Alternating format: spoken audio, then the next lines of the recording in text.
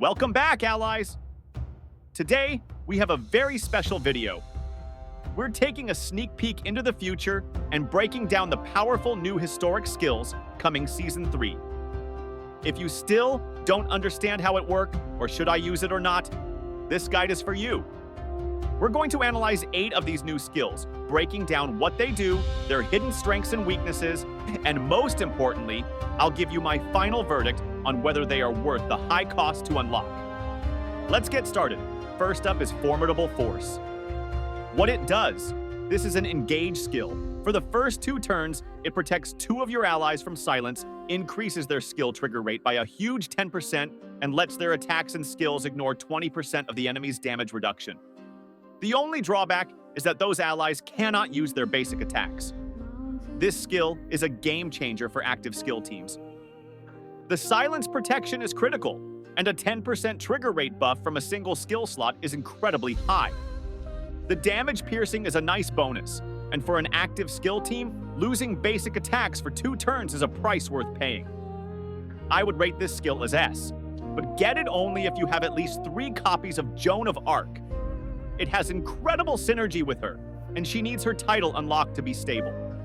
If you have a copy of Joan, go for it. Next, Exposed Motive.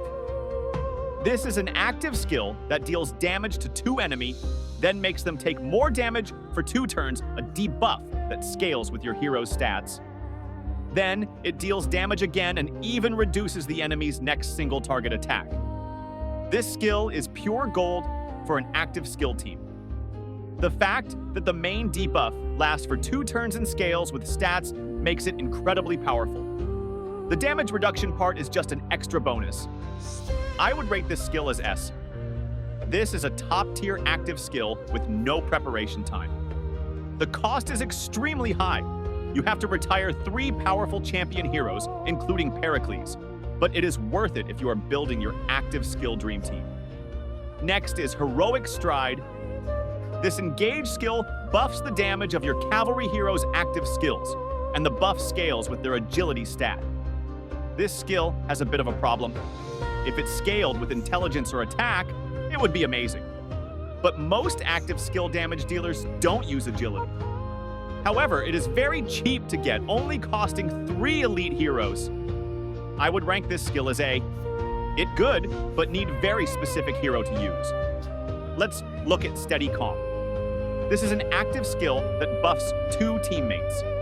It makes them take less damage and deal more damage for 2 turns, with both effects scaling from the caster's intelligence. This is a very, very good skill. The buffs are powerful and they scale with stats.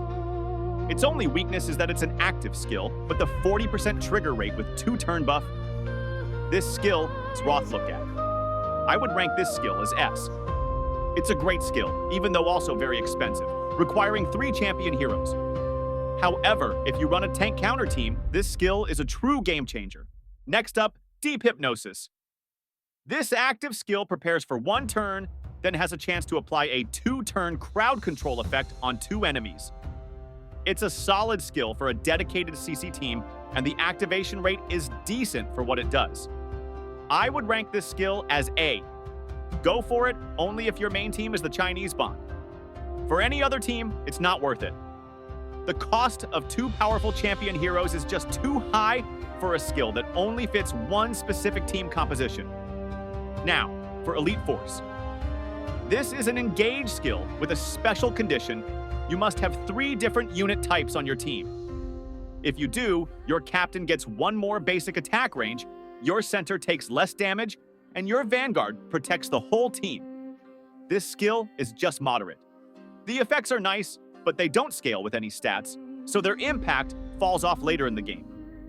It can also be very difficult to build a strong team with 3 different unit types. I would rank this skill as B. It's hard to use, but it's only required 3 elite heroes. It's worth considering if you happen to have the right heroes for it. Next, Whirlwind Storm. This is an engage skill that gives all of your infantry units splash on their basic attacks, and it increases their basic attack damage. My analysis: this is a very interesting skill. Most infantry heroes use active skills for their main damage, so this provides a great source of extra, consistent damage from their basic attacks. The only downside is that the damage doesn't scale with stats. 2 would rank this skill as A. It's very cheap, and it can significantly improve the damage stability of your whole team with just 1 skill slot. Finally, Max Power. This is an active self-buff that increases your attack stat. Then, for 2 turns, you gain a powerful counter effect. When you get hit with attack damage, you deal intelligence damage back. When you get hit with intelligence damage, you deal attack damage back. This is an incredibly strong counter skill, especially for mage heroes or any hero that can survive on the front line. The damage it deals is huge. It lasts for 2 turns and has a solid 40% activation rate. 2 would rank this skill as S, even though it is extremely expensive, requiring you to sacrifice 3 very strong champion heroes. The amount of damage this skill can put out is massive. On the right counterattack or tanky int hero, this skill will shine. And that's our sneak peek at the new skills coming in Season 3. Some are game changers, some are niche, and some are just too expensive. I hope this guide helps you plan for the future and decide which skills you want to save up for. Which of these skills are you most excited about? Let me know in the comments. If this guide helped you, be sure to hit that like button and subscribe for more deep dives. Thanks for watching, and I'll see you in the next one.